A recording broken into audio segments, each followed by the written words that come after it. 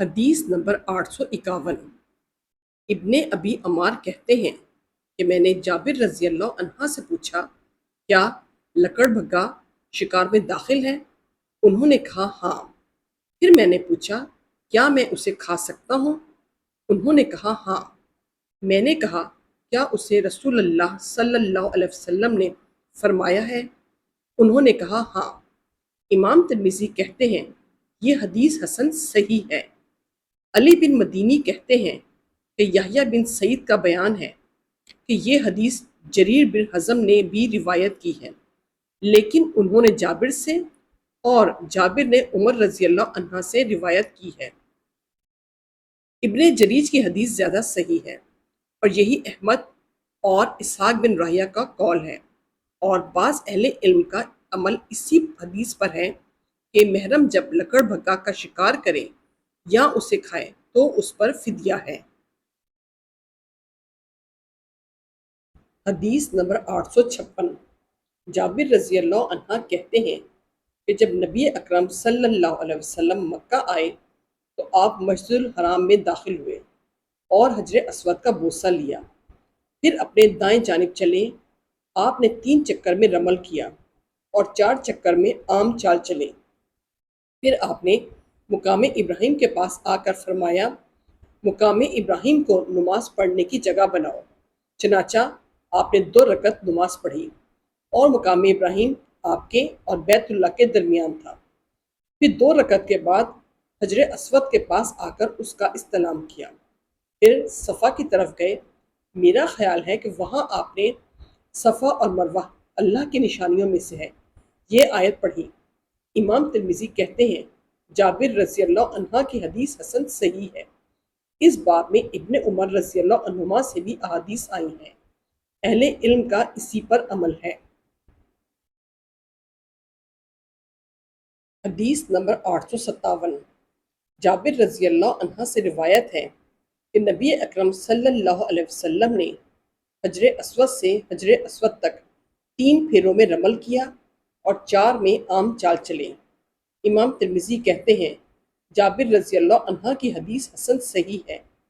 اس باب میں ابن عمر رضی اللہ عنہما سے بھی روایت ہے، اہل علم کا اسی پر عمل ہے۔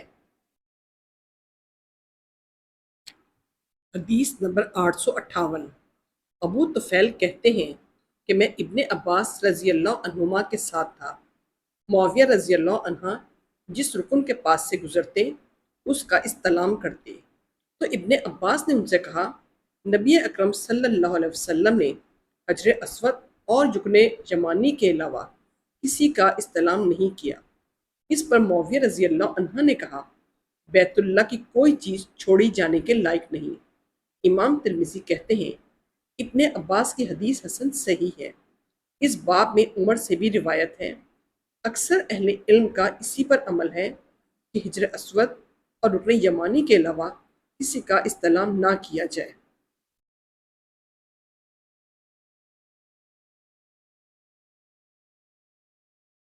حدیث نمبر 860۔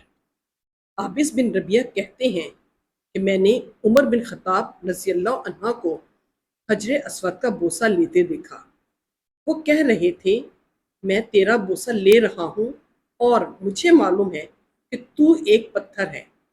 اگر میں نے رسول اللہ صلی اللہ علیہ وسلم کو تیرا بوسہ لیتے نہ دیکھا ہوتا تو میں تجھے بوسہ نہ لیتا۔ امام ترمذی کہتے ہیں عمر کی حدیث حسن صحیح ہے۔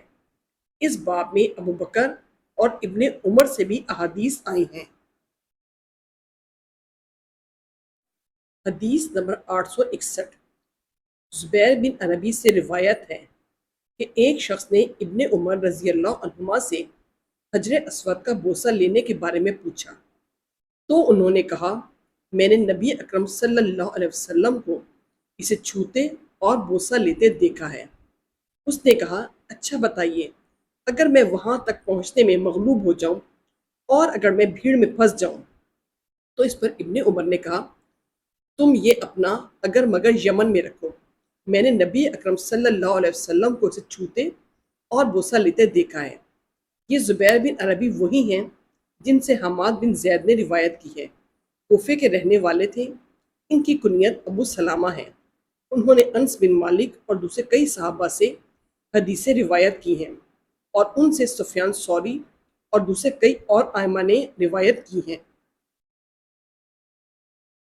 امام ترمذی کہتے ہیں ابن عمر رضی اللہ عنہما کی حدیث حسن صحیح ہے۔ اہل علم کا اسی پر عمل ہے۔ وہ حجر اسود کے بوسہ لینے کو مستحب سمجھتے ہیں۔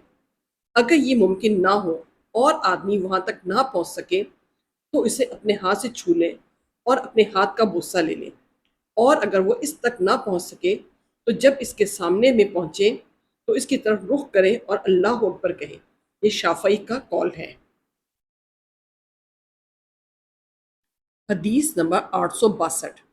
جابر رضی اللہ عنہ سے روایت ہے کہ نبی اکرم صلی اللہ علیہ وسلم جس وقت مکہ آئے تو آپ نے بیت اللہ کے 7 چکر لگائے اور یہ آیت پڑھی، مقام ابراہیم کو مصلی بناؤ، یعنی وہاں نماز پڑھو۔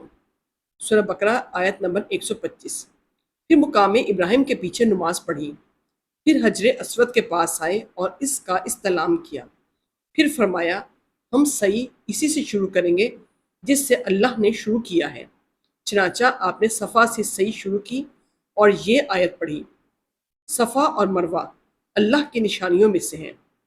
سورہ بقرہ آیت نمبر 158۔ امام ترمذی کہتے ہیں یہ حدیث حسن صحیح ہے۔ اسی پر اہل علم کا عمل ہے کہ صحیح مروہ کے بجائے صفا سے شروع کی جائے۔ اگر کسی نے صفا کے بجائے مروہ سے صحیح شروع کر دی تو یہ صحیح کافی نہ ہوگی اور صحیح پھر سے صفا سے شروع کرے گا۔ اہل علم کا اس شخص کے بارے میں اختلاف ہے کہ جس نے بیت اللہ کا طواف کیا اور صفا اور مروہ کے درمیان صحیح نہیں کی، یہاں تک کہ واپس گھر چلا گیا۔ بعض اہل علم کہتے ہیں اگر کسی نے صفا و مروہ کے درمیان صحیح نہیں کی اور یہاں تک کہ وہ مکہ سے باہر نکل آیا، پھر اسے یاد آیا کہ وہ مکہ کے قریب ہے، تو واپس جا کر صفا و مروہ کی صحیح کرے، اور اگر اسے یاد نہیں آیا یہاں تک کہ وہ اپنے ملک واپس آ گیا تو اسے کافی ہو جائے گا، لیکن اس پر دم لازم ہوگا۔ یہی سفیان ثوری کا قول ہے۔ اور بعض کہتے ہیں اگر اسے صفا و مروہ کے درمیان صحیح چھوڑ دی یہاں تک کہ وہ اپنے ملک واپس آ گیا تو یہ اسے کافی نہ ہوگا۔ یہ شافعی کا قول ہے۔